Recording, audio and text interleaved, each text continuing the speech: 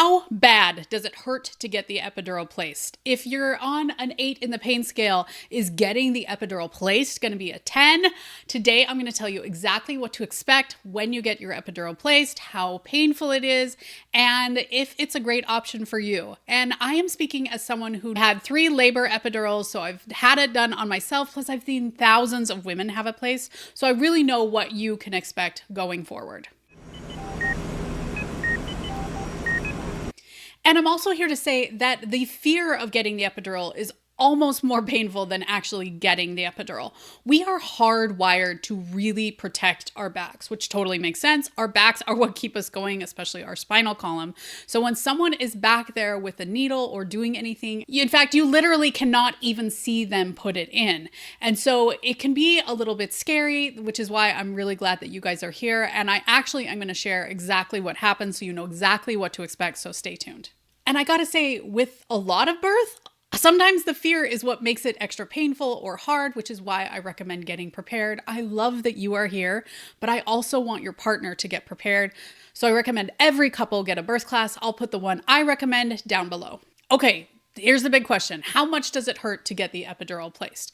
Well, you're going to find with anything that it varies person to person, but most people don't find the epidural even as painful as getting the IV placed. Now, I think there's a variety of reasons for it. First off, they numb your back while they're back there. So in general, you don't feel the sharp that you might feel with an IV placement. And you can also see the IV placement, which I think makes it a little bit worse. And most often when you get your IV placed, you're not in rip-roaring labor. And so sometimes the pain of the contractions really just overwhelms any pain that you're feeling in your back. And so a lot of people do not find it painful. Now, some people envision that we are leaving a needle in your back, and I'm here to tell you that we do not leave the needle in your back. Just like with an IV, we take the needle out and we leave this tiny little plastic tube that feeds the medication into your back. Now, some people worry that that fluid is also going to be painful, and I am here to tell you that you sometimes feel it on your back, like you feel the cool fluid either going in or just some coolness in that area. But most people don't find it uncomfortable. They just find it weird or they're surprised that they're feeling it.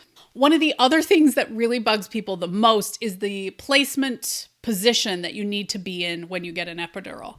You're going to sit most likely on the edge of the bed and then you're going to curl up. And that is not a position that you really want to be in when you're pregnant, especially when you're in pain. And so sometimes that position can be a little bit painful, but if you listen and you try and do it as good as you can, hopefully it isn't that long. One of my best tips is to raise your feet. So I always had a stool in front of my patients that they could lift their feet up because that helps to curl up your spine into the letter C. In case you guys are like, I have no idea what she's talking about. You want to get your spine into like a letter C position as much as you can, which is hard because you got a big watermelon here in the middle. So we're putting you in that position. And if you can lift your knees, it just helps that lower back also get into that C position. And I usually give you a pillow to kind of lean over and to hug because you feel a little bit more secure when you have something in front of you. And I, as a nurse, was standing directly in front of you and you could talk to me and we would, get our way through it. But sometimes that position and the importance of staying still can be difficult for some people. Keep in mind, really, you only have to stay still when they're doing the needle, like getting it into just the right spot, which is a very small part of the epidural placement procedure. A lot of the epidural placement procedure is them getting their sterile field ready, cleaning everything off, letting the cleaning solution dry. Like there's a lot of prep before they actually do the procedure. The actual procedure takes just minutes. That isn't like the whole prep time, which can take a bit of time. For me, I actually felt like they were sort of like digging a pen with the cap on into my back. It wasn't sharp, but it was just kind of like somebody poking at my back with a dull pen. And I'm saying pen, like a Bic pen, not a pin. And I think that's what most people ultimately feel is just a little bit of pressure. They are just like inching it in just little by little to find the exact spot that they need to inject the fluid. And then with an epidural, once they are in that spot, they feed a little tube in, and that can sometimes be a little bit painful. And sometimes you get like a little zing on your leg. That's the best way to describe it. In fact, that's how they describe it by anesthesia.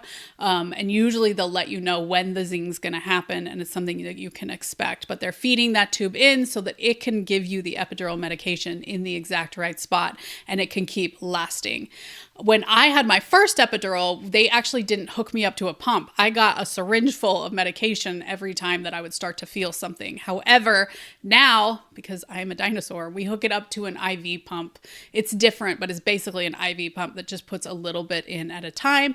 And most often, those will have a little button that you can push. If you're having more pain, you can give yourself a little bit of extra medication as well. And yes, it's all programmed so that we're not giving you too much and it won't end up being unsafe. The pro tip there is that you can actually lower it. So if you're feeling too numb, you can't move enough, you wish you could feel more, which is a valid thing. I think for so long we've been like, well, everybody just wants to be as numb as they absolutely can.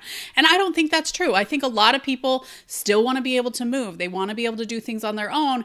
They just want the majority of that pain taken away. So you can also ask for them to lower the amount that they're giving through the epidural pump as well. Now, I am here to tell you that some of you might have seen an epidural, and I wouldn't recommend spending a lot of time looking at epidural needles. You have to remember we're not using that entire thing.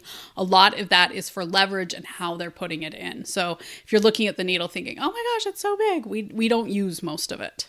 Now, some of you might be wondering, epidural versus spinal. They are different procedures, but to you, they're going to look very similar. A spinal is used for a C-section anesthesia, and an epidural is used most often for labor. In labor and delivery, it's most often used for labor, but there are actually lots of ways that they use an epidural. I had one on my tailbone, and so there are different ways that they can use it, and they use epidurals actually for back pain. With the epidural, you have that indwelling tube that can give you medication with time. Usually with a spinal, they don't put one in, but I have seen anesthesiologists more frequently putting in that tube, or some anesthesiologists do a combined spinal epidural. It all depends on how they're trained and what they do in their own practice. But ultimately, to you getting them placed, they looked very similar. You're going to have the same positioning. They're going to numb it. All those different kinds of things are very much the same for epidural or spinal. Now, you might be wondering, am I still going to feel pain with the epidural? The idea is to take away 80% of the pain. And if you're feeling more than that, have the anesthesiologist come in. They can check you out, see how you're feeling things, see if there's more that they can do, ask for more help, but you need to plan on still feeling a small amount of pain. And the epidural cannot take care of pressure. So when that baby gets really low, a lot of people will still have pain in their pelvic region just as the baby pushes down on it. This is part of why I recommend that everyone get some natural pain management techniques. And that is why the online prenatal class for couples has a whole bonus video on natural pain management. I'll put the link for that down below. Now, here are just some common questions I get about the epidural. I have a few videos about epidurals here on my page, so you can check those out as well. The first one is, can I be paralyzed from an epidural? The answer is no, because the epidural is actually going below the spinal cord. That doesn't mean you can't have problems if you move in the wrong way while they are placing it. So it is really important that you do what they recommend during the procedure. Some people wonder, who puts it in? Is it the nurse? Is it your OBGYN? And it is an anesthesiologist or a certified nurse anesthetist. So that's a nurse who's had advanced schooling and is able to do anesthesiology procedures as well.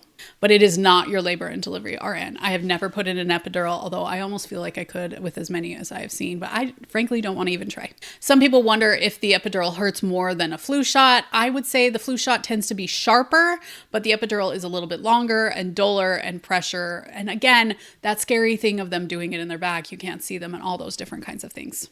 Some people wonder if the epidural increases your length of labor. I think studies show that it does increase it maybe a little bit, because I find it takes a little bit sometimes to get your feet under you as you push, for you to understand how all of those muscles are working when you don't feel as much. So it doesn't increase it a whole lot, though, the studies show. And I want to say that as a mom of 3 who's had 3 epidurals, every single epidural felt different. One of them, feeding in the tube, was really painful, but the rest really wasn't that bad. One of them I hardly noticed at all. So it really depends on every epidural, the placement, the procedure, like how things are going on your back. Again, there is an art to putting in epidurals, and some providers are better than others from what I have seen. So just because your epidural felt one way with one baby doesn't mean it's going to feel that way with the next one. It really depends. Okay, we've gone over epidurals, but how do they put it in? So I have a video where I put an epidural into a Raggedy Ann doll. I'm going to put the link right here for you guys to watch that video. Do not miss it. It's going to be so helpful so that you know what to expect as you go into your epidural placement. Thanks for joining us here on The Pregnancy Nurse, where we get you prepared, not scared, for your upcoming hospital birth and an epidural, because you don't need to be scared for it.